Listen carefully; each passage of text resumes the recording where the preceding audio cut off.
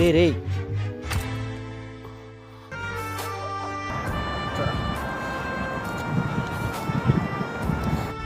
ఇంద్రా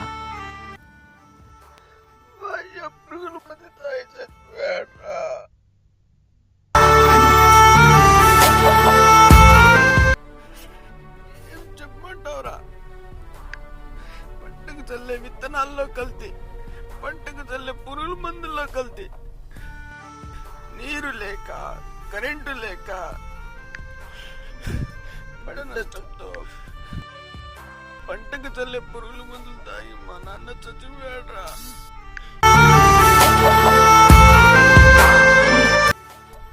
ఇలా నా యొక్క తండ్రికే కాదురా, ఈ దేశంలో ఉన్న ప్రతి రైతు పరిస్థితి ఇలాగే ఉందిరా.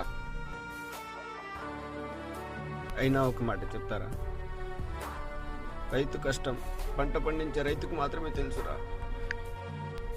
ఈ సొసైటీకి ఏం తెలుసు, ఈ రాజకీయ నాయకులకి ఏం తెలుసు? అయినా అన్నం పెట్టే రైతుకే మన దేశంలో విలువ లేదురా.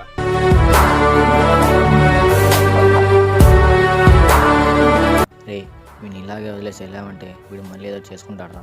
మనం ఈ రాత్రి ఇక్కడే పడుకొని రేపు పొద్దున్నే షుగర్ వచ్చాక ఆలోచిద్దాంరా. అలాగేరా.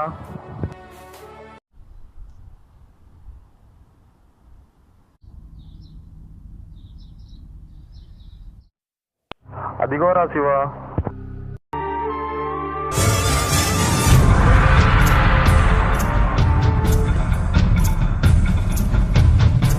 ఏమైందిరా శివ? ఈ కుళ్ళు రాజకీయాల్లో అక్కడ బలి చేసుకున్నారా, రేపు చేసి చంపేశారా. పోలీస్ స్టేషన్కి కోర్టుకి ఏ చోటికి వెళ్ళినా అన్యాయం జరగలేదు. భారతదేశంలో ఆడపిల్లలకు రక్షణ లేదు. ఆడపిల్లలు ఒంటరిగా రోడ్డు మీద తిరగాలంటే భయపడుతున్నారు.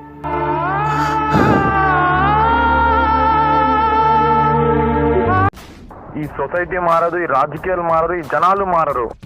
ఎంతోమంది మహానుభావులు పోరాడి ప్రాణాలు అర్పించిన పుణ్యదేశం రా మనది. కానీ ఇలాంటి మన దేశ రాజకీయ పరిపాలన ఇలా మారిపోయింది. రైతులకి ఇది చేస్తాం, ఆడబిడ్డలకి ఇది చేస్తాం, సామాన్యుడికి ఇది చేస్తాం, పేదలకి ఇది చేస్తాం చెప్పడమే తప్ప చేసేవాడు ఒక్కడు లేడు. ఈ ప్రజల కోసం ఒక్కడు రాడా? ఈ రాజకీయాలను ప్రశ్నించేవాడే లేడా?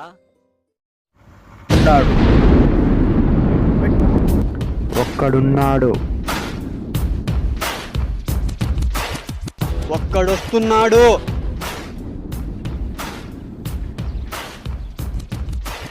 జనంలోకి జనంలా జనసేనలా వస్తున్నాడు. వెపన్ల 6 అడుగుల బుల్లెట్ల పవనంలా దూసుకొస్తున్నాడు. ఒకరికి భయపడు, వెను తిరగడు, ఇచ్చిన మాట తల తెగిన మాట తప్పడు. జనం కోసమే రాజకీయాల్ని ప్రశ్నించడానికి వస్తున్నాడు. రైతు యొక్క కష్టానికి, ఆడబిడ్డ రక్షణకు, సామాన్యుడి హక్కుకు, పేదవాడి కడుపు మంటకు, వృద్ధుల సేవకు జనసేనలా వస్తున్నాడు. ఇది జనసేన కాదు, జనం యొక్క సేన, జనసేన.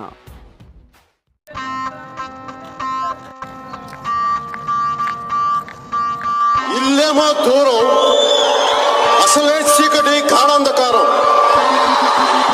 చేతిలో దీపం లేదు కానీ గుండెల నిండా ధైర్యం ఉంది.